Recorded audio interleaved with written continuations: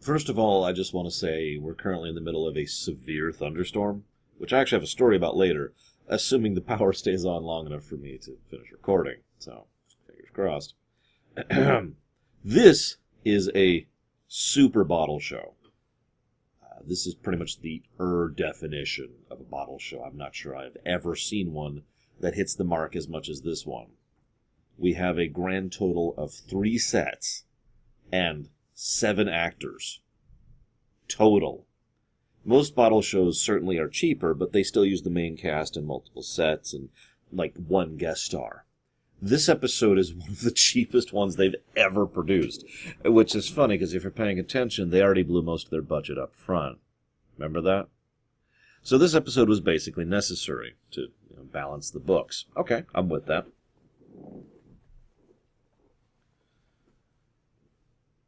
It's also directed by David Livingston and is focused entirely on Reed and Tucker. It's also the first episode that actually legitimately made me feel. This is the first episode that I would say is really, really a Star Trek episode amongst Enterprise. Oh, I'm willing to bend and break, and I have a huge range in between good and bad that Enterprise kind of bounces around on. But this one caught me. And I didn't expect it to. I'm going to go and admit something. I mentioned several times that I haven't rewatched Season 1 and Season 2. One of the things that's kind of an asterisk to that is I used to watch another ex-YouTuber, ex-Vimeo guy, it's kind of a joke at this point, called Sci-Fi Debris. I've mentioned him a few times. Now, I didn't really intend to stop watching him. I just don't really have time to watch other content creators. I'm busy. That whole efficiency thing I mentioned a few episodes ago, which was actually yesterday from my perspective. But no. Oh, there's the power starting to flip. If nothing else, the recording won't shut off, but we might suddenly have no lights for a few minutes. And if it keeps being bad, well, we'll be on battery backup, which only lasts about an hour. So I may have to wrap this up pretty quickly. Point being, I watched several of his episodes on Enterprise, where he tore Enterprise to shreds, including this episode, actually. And that's it. So I watched it the one time, and then I watched his thing on it, and that was my exposure to this. So I was kind of left with the vague impression that this episode sucked. Now, personal taste is personal taste. If anything has taught me, it is Star Trek. If anything has taught me that, it's Star Trek, because, my goodness, we can't agree on anything when it comes to Star Trek. Which actually is really awesome and one of my favorite things about Star Trek. As long as we stay within the realm of reasonable, which for the most part we do, we can argue back and forth as much as we want. Earlier this year, that is to say from your perspective, earlier this week from my perspective, I put out a poll for people to vote for their top 5 most rewatched and bottom 5 most rewatched TNG and DS9 episodes for the conclusionary video to that, which actually, as of my perspective, that poll's still going, so I don't know the results of it yet. But I do know, because I've been paying attention to it, that a lot of the same episodes are on both lists. That's the kind of thing I'm talking about. That the fact that there's an episode which some people are like, I can't wait to rewatch that. And then other people are like, ugh, God, I'm never rewatching that again. And that we can all have that, we can have those completely contrasting opinions about the exact same episode is kind of awesome. But for me, this is a great episode. This is easily my favorite episode so far. This is definitely going on the rewatch list. The burn list? The rip list? We're going to have to come up with something for that. I don't even know. Anyways, we got some time to workshop it. About a year. So, super duper bottle show. And David Livingston is doing the directing, and he manages to absolutely nail it, as he always does. He knows how to bring out performance, and he knows how to use his camera.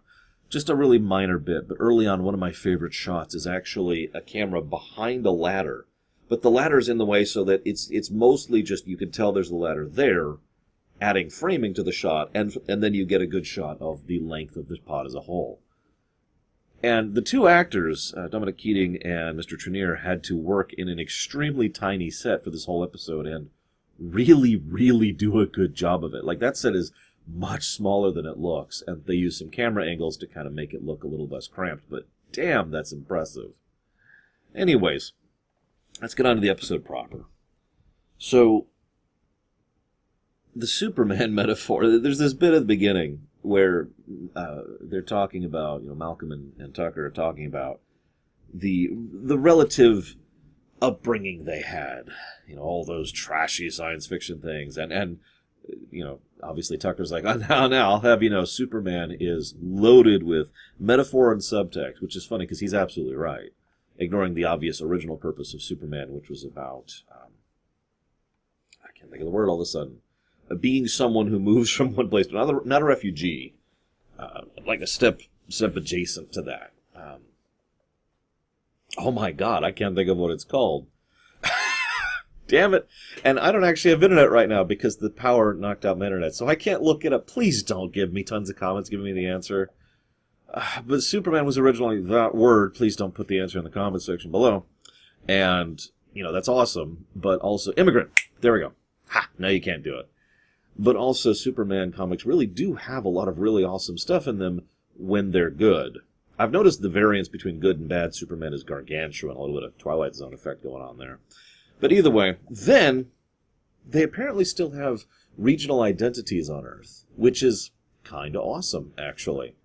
Ignoring the fact that it's only been at most 3 generations since the Vulcans showed up and Earth completely repaired and rejiggered itself in order to enter into the new future, there's still a lot of reason to, A, identify more as being a European than a North American, and B, to root for the home team.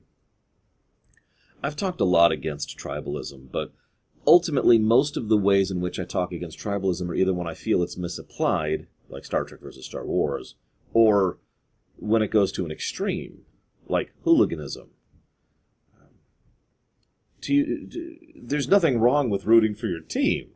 There's nothing wrong with competition. There's nothing wrong with good-natured rivalry and PvP. It's the assholes who really ruin it, right? I mean, if you really boil it down, the people who are violating Rule 0, don't be a dick, are the people who really are actually causing the problems, not the competition or the rivalry or anything else. You could say it's more inclined towards that, and I could see the reasoning there, but I stand by my point firmly. I just kind of like the idea that they still have the whole regional thing. I actually mentioned this in Silent Enemy because they talked about the Royal Navy still being a thing. And this kind of helps to continue to add that there's still just a little bit of that regional rivalry thing going on. But it's okay because it's not a big deal. It's not being taken to an extremes like horrific warfare or economic subjugation or genocide. It's just rooting for your team, which I'm with. Then they found the debris, and it's like, oh.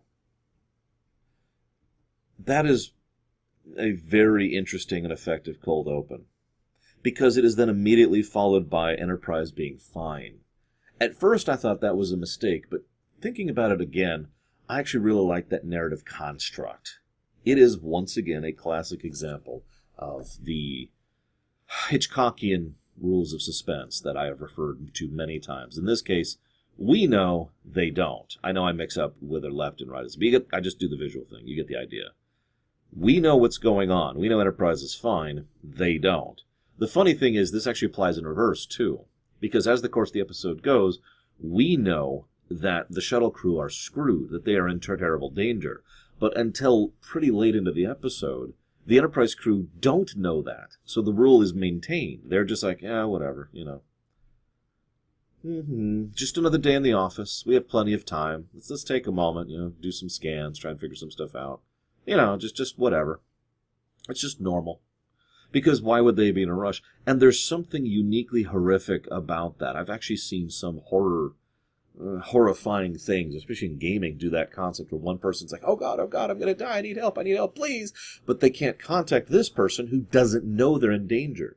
And so we have this horrific juxtaposition of, ah, and do. And sometimes they show this person's reaction to the, ah, or the after effects after they failed to save them. I was just like, what? I didn't know. And how about that phrase? I was just walking down the street. I didn't they were screaming and dying while I was just. Think about it. So already we've got some good suspense, some good cold open, and some good recipe for drama. That is to say, actual drama, not melodrama, not drama, which I speak against often. I think the storm might have moved on, so I'm sure we're good. Universe, you want to make sure I still have power? And I still have internet too, but I don't need it for this. Although I kind of do, because remember, my only sources of info for Enterprise are online. I may have to take a break just because I have no internet. Damn it, universe.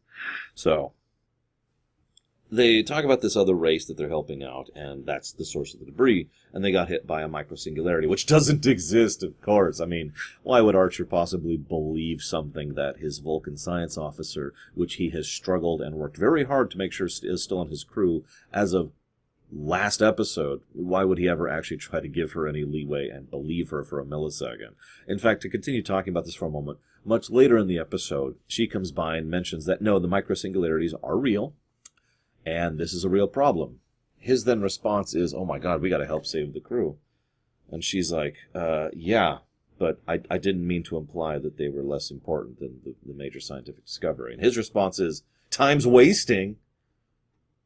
Archer, stop being a dick. For 5 seconds, could you? It's also worth noting that my favorite episode by far so far has 4 scenes, if we count the dream sequence with Archer in it. And each of them is quite short. Huh. Anyways. So, this cuts to Reed. What the heck do we do? Reed has already tacticked out the thing, because he's a tactician. You know, that's his line of thinking. Tucker's an engineer, and speaking as someone who has worked a lot of his professional life around engineers and has engineer family members, let's bring that back to family member, because I don't know if I count her anymore. But anyways, family member. Engineers look at a problem and they say, okay, how do I fix it? And once they fix it, they say, okay, how do I make it better? And then it's broken, so they say, how do I fix it? It's a wonderful cycle. But I'm not actually joking. The mindset of an engineer sees a problem and immediately starts troubleshooting. That's just the mentality, because that's what they do. That is literally their job, to constantly try and figure out what's going wrong, and then figure out how to fix it in a way that hopefully won't break anything else, but it will, at which point they need to figure out what's going wrong, and so forth and so on. Like I said, it is a cycle. I'm not meaning that as a meme kind of a thing. So Tucker's trying to think his way through this. Reed's thinking, well, we're dead, so now what? So they have an argument. They have an interesting argument, and there's some tensions, and there's some reality. One of the things Sci-Fi Debris complained about was that he really hated the dynamic and arguments between Tucker and Reed, and he constantly made fun of Tucker. Allow me to personally and professionally disagree with that. I think Tucker's character moments in this episode are awesome, and I'm going to try and build up why I think that is. You might say, well, it's because he's stressed. Yeah, they're both pretty stressed. Allow me to segue for just a second. You ever heard of The Day After? No, not The Day After Tomorrow. The Day After is a movie by Nicholas Meyer, which I actually highly recommend. It's a really good film, and really, really horrifying film. It is a fairly... How do I phrase this? I've talked about this film before. It's a film that shows kind of a direct ground view, individual person perspective on what might happen if the bombs fell back during the Cold War. Now, the reason I kind of hesitated there was because I was about to say it's a realistic portrayal. But actually, no. For how realistic the movie is, and it is very realistic, they lowballed the actual estimates that actual people had, professionals had come up with, which they researched for the making of that film, were that things would be much worse than they showed. And so they were like, let's pull it back a little bit. And if you've seen that film, that's impressive. But I bring that film up because there's a scene where there's these guys at a missile base. I don't remember where. It's somewhere in Kansas. I know there's one there because I used to live near it decades ago.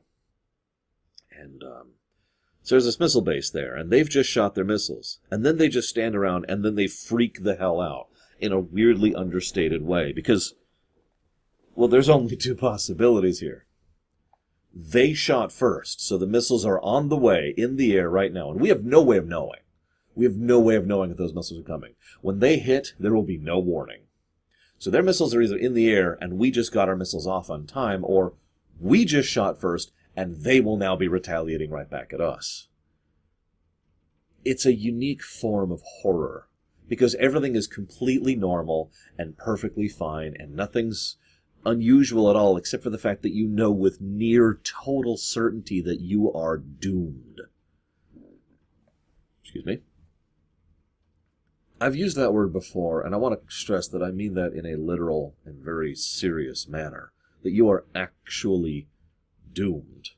Not like, oh, we're doomed. No. True statement of that word, I've used this a few times on TNG, it means there's no hope. Things are not getting better, and you are not going to survive this. The end. You are doomed. And there's a weird thing that knowing that does to the mind. And the movie does a good job of showing how different people react to it. Some of them just break. This one woman is just constantly trying to straighten out the blankets and just trying to make the bed because, I mean, what else can you do, right? We're about to die. It's okay, we'll duck and cover. We'll be fine, right? The reason I bring all of this up is because this study, this mindset, this mentality of being doomed is exactly what is going through the mind of Tucker and Reed. And seeing how the two react to it throughout the course of the episode is a lot of the strength of the episode. One of the greatest ways to show character is to have characters react to stimuli. Indeed, having multiple characters react to the same stimuli in different ways can also be an excellent way to show character. So, Tucker is trying to think his way through things, right? Reed has already given up, and now he's thinking about, well, now what? The missiles are on their way. Running isn't going to do anything. Standing here isn't going to do anything. Nothing is going to do anything, so what the heck do I do? This then leads to a scene. Reed tries to record a professional log listing the fate of the Enterprise. Tucker keeps interfering with this. I like this scene, even though Tucker comes across as rude, what's actually happening here. And there's little tidbits. There's little tidbits where Tucker just kind of has an aside glance, or there's this moment when he's not talking where he just kind of... And credit to the actors, credit to the director. If those tidbits weren't there, if this was being played straight, Tucker would be just straight up an asshole in this episode. But it's made clear that what's actually happening here is Tucker is losing it. Just like Reed is. Different ways, different approaches, of course. Tucker starts working on the problem. Okay, how do I fix this? How do I make this work? That's Tucker's approach. I got something to work on. That'll keep me distracted. That'll keep my mind busy and occupied. I know what that feels like. When things are so bad. Some of you who've been watching this series with me a long time know that one of my little coping mechanisms, this is going to sound silly, is doing the dishes.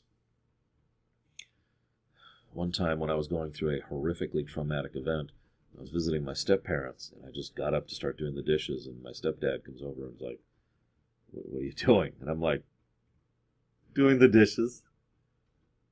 And he just kind of nods, he's like, gotcha. And he just stood there to talk with me for a bit while I was doing it, because I just had to, because I was on the verge of a complete nervous breakdown.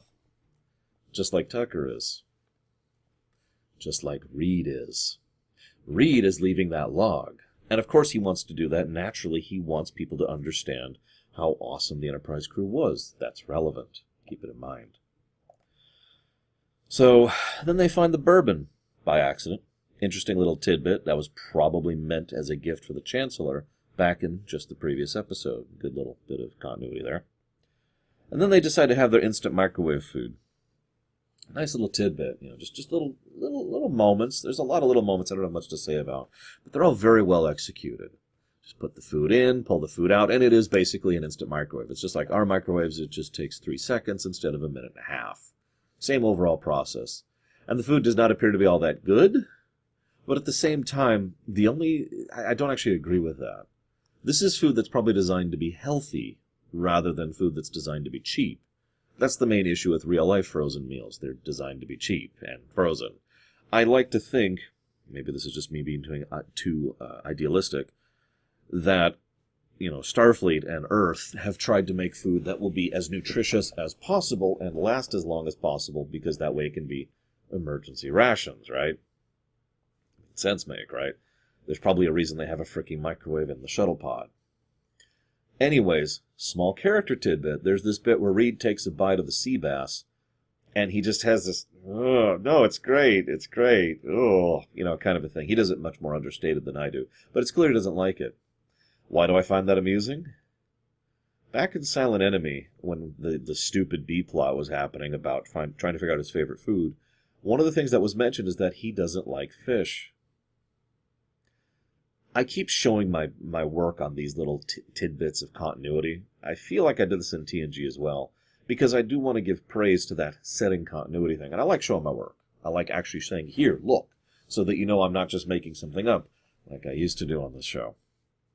If you're watching this, you probably don't even remember when I used to do that, because this didn't used to be a show. This used to be a hobby where I had no problem mentioning my headcanon as if it was canon. And I haven't done that in, close to 9 years at this point, maybe 8 at this point, but still, I used to do that, and I try very hard not to nowadays. Go figure. It is thus, of course, extremely frustrating when someone watches one of my 8-year-old videos and comments on it saying, that's not true, and I'm just like, can I please delete the older stuff? Please? So, this then leads to tensions escalating. This actually, again, makes perfect sense. It kind of makes it out that Tucker's being a dick here, but keep in mind, Tucker's trying to sleep, which they do need sleep, and sleep would also help with the oxygen problem. I hate to point that out. And Reed has been talking for hours while Tucker is trying to sleep. So already that's irritating. In a totally normal environment where nothing's wrong at all, that would be irritating. Now add the fact that they're doomed, and add the fact that they're going on relative lack of sleep. Once again, we do see how they're trying to interact with it and deal with it in different ways, but I'm kind of with Tucker on this one. Reed, could you quit? So, Reed then has a good dream. This right here is pretty much the best example I've ever seen on camera of why I hate good dreams. Now, if you've never heard me talk about that before, let me segue for just a second. Nightmares, so I have extremely lucid dreams, right? Very realistic, very believable, legitimately hard to separate from reality until I wake up and it's like, oh, okay. Like, obviously there is a different feel to it, a fog, for lack of a better way to put it, but when I'm in the dream, it is oftentimes hard for me to tell I am dreaming. Follow? Now, having said all that, oh God, I'm dreaming right now. It makes so much sense. No, okay, jokes aside. Having said all that, bad dreams suck because they're very realistic. I don't have bad dreams about being naked in front of class. I have bad dreams about really believable, horrible, terrible things happening to me because at that point they're more memories than dreams, right? But, hear me out, then you wake up and it's like, oh, thank goodness. Then you move on because it was just a dream. And you already see where I'm going with this. Because a good dream is so much worse because something really good is happening. And again, believable. Just a few days ago, I had a dream that I was actually present at one of the GDQs and had been for some time. I was actually originally going to go attend AGDQ 2012, which kind of dates me a little bit, but I've been part of that speedrunning circuit. I don't want to say community because I'm not really a part of the community, but I've been following that community since 2010 at this point, and I really was actually all geared up to be a part of that, to join them and to be present, run a game or two, and then hopefully, I would still be there now, 8 years later, right? Still be a part of that. And that would be awesome. And that's what the dream was about, that I had done that back then, and it was now, and I was still a part of the community. And it was just a great, wonderful, awesome dream, and then I woke up. That's why I hate good dreams. And I really feel for Reed in this one. If I'm being honest, the dream sequence is a little bit filler. It's easily the worst part of the episode, and it drags on longer than it should. It feels like it was there to literally pad out the runtime because they needed more time to fill out the episode. The classic definition of filler. But it's still, the dream itself still, this is why I only have the one note about the dream, because the dream itself still had a relevant point. Things are better. Oh, nope, you're awake. God, that there's something horrific about that feeling. Just horrific. And in my opinion, now granted, I have personal experience with this, but in my opinion, that helped really sell the moment, that feeling of being doomed, better than anything else the episode did up until now. To really push you into that mentality of, hey, things are actually okay, and he's heroic, and T'Pol's attractive, okay, cool, and nope, welcome back to hell.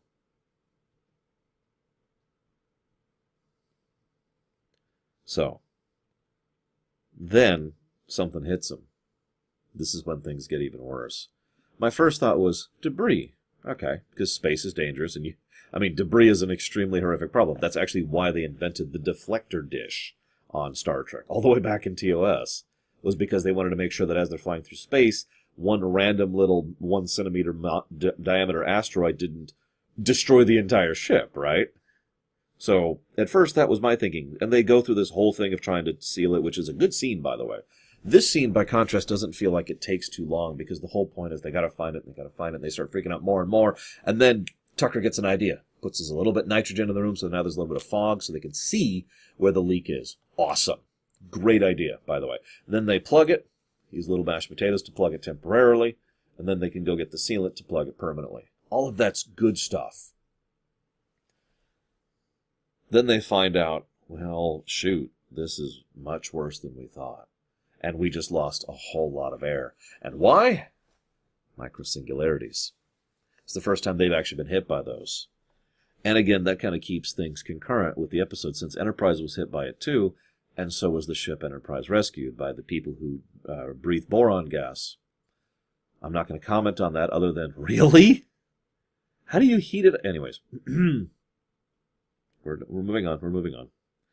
So now they find that about, and they're like, well, shoot. And they just kind of start chatting for a little bit. You notice they have a weird dynamic. Their chemistry isn't great together, but both actors do a good job in a vacuum, no pun intended, that they manage to play off each other quite well. This is no O'Brien and Bashir, who just gelled with each other perfectly from word go, but this is still a decent dynamic between the two.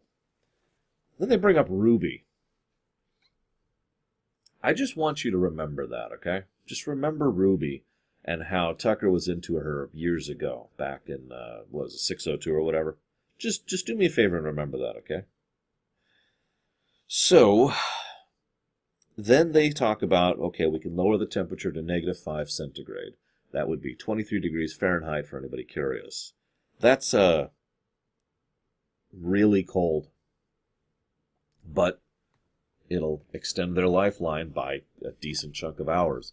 And as we find out by the end of the episode, if they hadn't, they probably would have died. Or at the very least, they would be oxygen deprived and might not be resuscitated properly and suffer brain damage.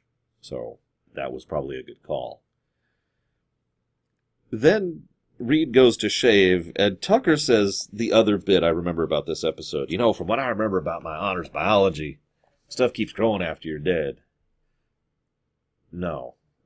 No, your fingernails and your hair do not grow after you're dead. In fact, what you're referring to is a phenomenon which I don't remember the name of, but it's a thing where the skin kind of ends on itself, which, thus makes it look like fingernails and hair are getting longer, but they're actually not. This is to say nothing of the bloating, but thanks to the cold, the bloating might not be a huge issue, so that's nice. And thanks to the lack of oxygen, the bloating, the chemical, the body eating itself problem won't be as big of a problem either. So that's cool. So this is when Archer's addicted to Paul. I already talked about that. Reed starts giving letters to his girlfriends. This is a very interesting scene. One of the things that I actually like about certain actors is they really get into their character. And I don't mean like into it as in they care, although obviously they do. I mean into it as in they start to really think about why.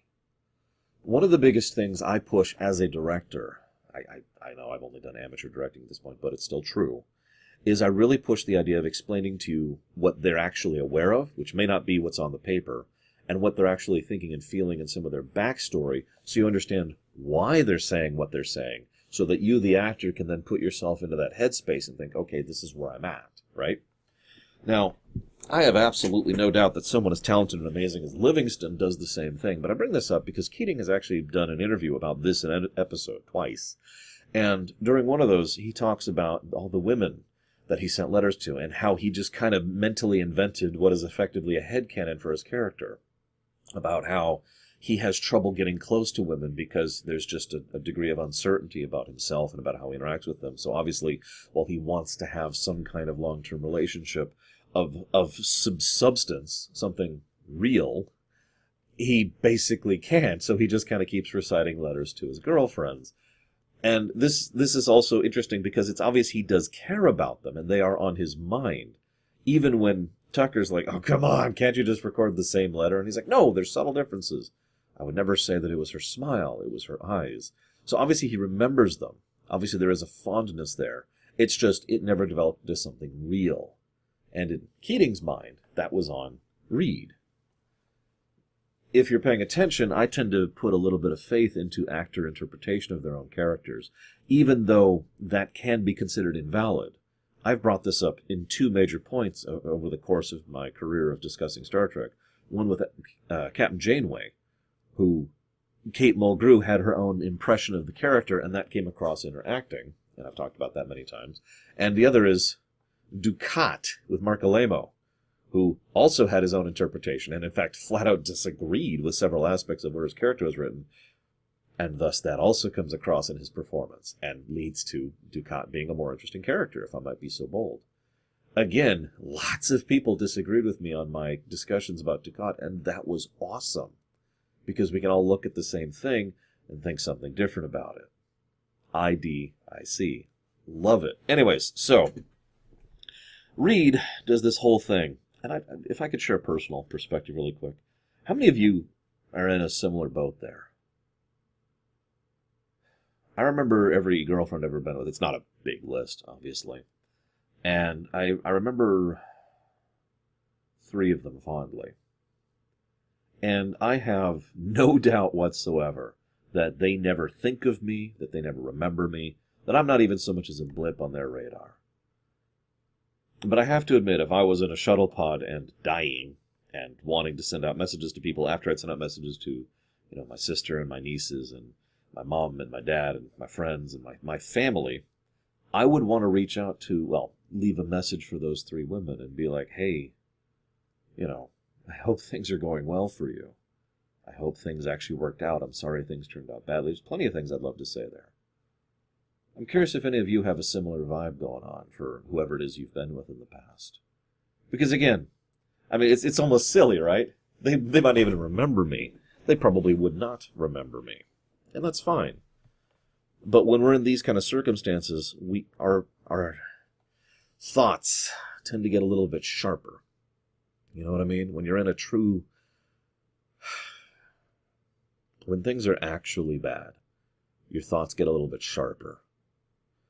One time recently, I was in a very bad way, and when I got, when I was able to interact with a friend of mine, the first thing I did was I apologized to him for a raiding incident in World of Warcraft that had happened years before that I felt terrible for. He had no idea what I was talking about. I had to explain to him what I did and how sorry I was for it. It's not a big deal. I basically decided to go and join another raiding team rather than be there for his, because I wanted to make progress in Ice Crown Citadel. I'll even tell you the specific raid. So I remember that. And I remembered feeling absolutely terrible about that. He didn't even remember the incident. You see what I mean? I'm sure at least some of you have felt that before, and that makes me sad, because that means some of you have been where actually bad can be, and that sucks. No one should have to deal with actually bad. So I'm sorry. If it's not obvious, this episode hit me very deeply emotionally. It actually drew tears, not for any of the things that have happened so far, but for the very next scene. Tucker actually talks about Hoshi and Travis, how young they were, mid to low 20s, and how, God, took them board and they're dead and that's horrible. And Reed has this amazing discourse, this amazing speech, about how he wasn't close to his family, and he wasn't close to his girlfriends, and he wasn't close to anybody. He didn't really have anyone that connected to him. If I was doing my rewrite, I would add in the woman from the previous episode, Silent Enemy. I would add her here. She's the only one I ever connected with, and, well, that didn't work out either. So, just a little line to acknowledge that little change I would have done. Very, very minor change. And then he lays it out because he finally feels like he's found some place where he belongs. And I imagine a lot more of you actually know exactly what that feels like. To have finally found a group or a community or whatever where you actually feel accepted and comfortable and like you can actually connect with people. This is really the first characterization Reed has gotten this whole show. But it's damn good. It's a good presentation. It's a good execution. He has found family because family is chosen. So his whole speech about this is just, oh God, that's what drew the tears. That scene, that speech, his performance. And then Tucker blows out the light and says, suddenly a few more minutes sound a lot more appealing. Damn episode. So then they decide to get super drunk. This is when the whole tactician-engineer thing kind of gets thrown out the window, by the way. I meant to build that up a little bit more because I kept having this theory that he was approaching it as a tactician and he was approaching it as an engineer, and then I corrected myself because that's actually completely untrue. Because a tactician thinks around problems too. That's their job. Even a soldier has to think about how exactly to get from point A to point B as a problem to be solved. No, the problem is it's all about the two's mentality. One of them has decided to cope by simply embracing. The other has decided to cope by total disbelief. And they are both wrong, if we're being honest. Both of them are approaching this from a bit of an extreme. But we can forgive that because they are, again, doomed. So what we see is their approaches kind of drift closer to each other's mentality over the course of the episode. They start drinking, talking about T'Pol's bum. I'd make fun, but actually, for once, that's actually done well. And it really does help to showcase the breaking of tension, the drunkenness, and the fact that they're willing to say things that they otherwise would in no way ever actually admit. Funnily enough, when Reed tries to push Tucker about T'Pol being attractive, Tucker doesn't actually respond. Did you catch that? He kind of dances around it like, yeah, she's a Vulcan, is his response. I find that very interesting.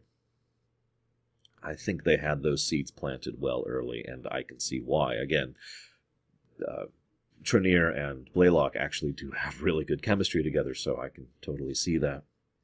Anyways, then something interesting happens, which is awesome. So they finally get a transmission from Hoshi. Now, I'm going to talk about that in a second. But they can't respond.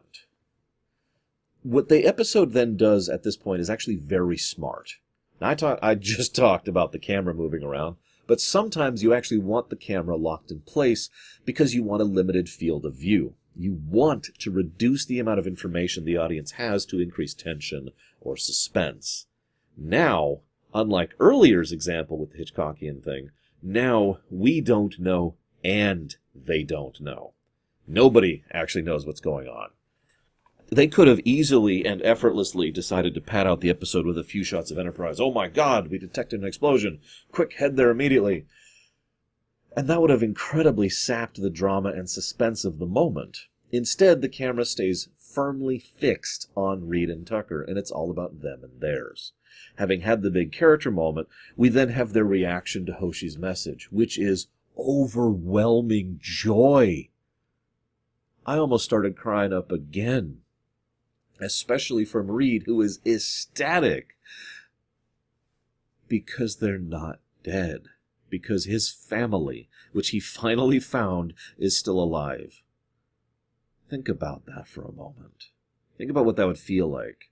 Because this whole time they've assumed they were dead, and they just hadn't even properly begun to mourn, because they couldn't. It was too recent, it was too visceral. But then that relief, even realizing that they are still doomed and cannot interact with them, doesn't take away from the fact that their overall, the emotional side of things is still far more on the side of relief, because if nothing else, Enterprise is okay. Great scene. Great scene. Then Speed becomes relevant again. Once again, I do like how Speed is actually relevant in Star Trek. Finally. And so, they make the mention, if they're coming to us, they're probably coming at casual pace, warp 2, warp 3. They're days out. They could get here much, much quicker. They also point out that they are trying to head out to them at impulse, and correctly point out that that means absolutely nothing whatsoever. That's going to be a difference of seconds in comparison to the amount of speed that the Enterprise is going. So, completely pointless, right? They might notice we haven't talked to them, and they might increase speed. Why don't we just frickin' shoot our engines? And all of this is good storytelling, by the way, in my opinion. What this is an actual dilemma and actual limitations, and people trying to actually suss out a manner to solve it, not by using technobabble, not by using magic or confetti or stupidity, plot armor or because we're right or anything like that. No, instead they look at the situation like, okay, because life is life and math is math, our speed of trying to reach them is so inconsequential that we don't need those engines. But what we do need is for them to speed up. So if we could send out a signal flare, so they detonate the impulse engines, and here we are. I really like how that is part of the solution. But I got to share something with you. I have a note here to remind me. I almost forgot about it. So the storm's kind of passed. You probably noticed now it's sunny out and everything. Bucket storms, I swear. But when I was watching this episode when the storm was really in its full throes of actually lightning crashing, I swear I'm not making this up, but at the scene where they send out the impulse engines and then they detonate them, within less than a second of the detonation, power went out. I just started laughing. I couldn't help it, like, and I'm just looking at, really? Thankfully the power came back on after like a minute, but I was just sitting there like, God dang. Anyways, this then leads to the final powerful moment of the episode, because we're not even done yet. Tucker tries to kill himself, sacrifice himself, so that there will be more air, so that Reed has a better chance of living. And their argument at the last minute there is great, because what we're seeing is two men who are desperate, who are afraid, who have a slim chance and a slim hope, but they're not really 100% sure, and there's still a lot of uncertainty. And remember how I mentioned their mentality drifting together? Well, Tucker looks at that and says, all right, might be a little pessimistic is the word they use in the whole episode. I wouldn't use that word. It's more fatalistic. But anyways, I might be a little pessimistic here, but I'm going to go commit suicide so that you have more air, so that you have a better chance of making it. It is, of course, then Reed who shows he's been drifting towards Tucker's thing. No, I don't want to lose you at this point. He has a line, I even perhaps call you my friend. The beginnings of an actual connection there, that he is no longer willing to give up simply for the pragmatic purpose of survival. Truth be told, I'm not surprised. I wouldn't be surprised if, at the beginning of the episode, Reed might have been more inclined to go with that, or vice versa. So then they're found. This is the other purpose the dream sequence has, that it shows that, it's not a dream this time. Thank you for not faking me out a second time. I hate it when you do that. I think I can think of one episode of Star Trek ever where the second fake out works for me. It's not Face of the Enemy. It's the State of Mind, Facets of the Mind, something like that. It's the episode where Riker keeps waking up, shatter. You remember that? Anyways. So, they get saved. They are in horrifically bad medical care, or that is to say medical state, but they are in really good medical care, so they're going to recover. The end. Really liked this one. And I'm very curious to hear your guys' thoughts when we get to this. I hope my internet's back up, because I got to do some research in the next episode. I'll see you next time, guys.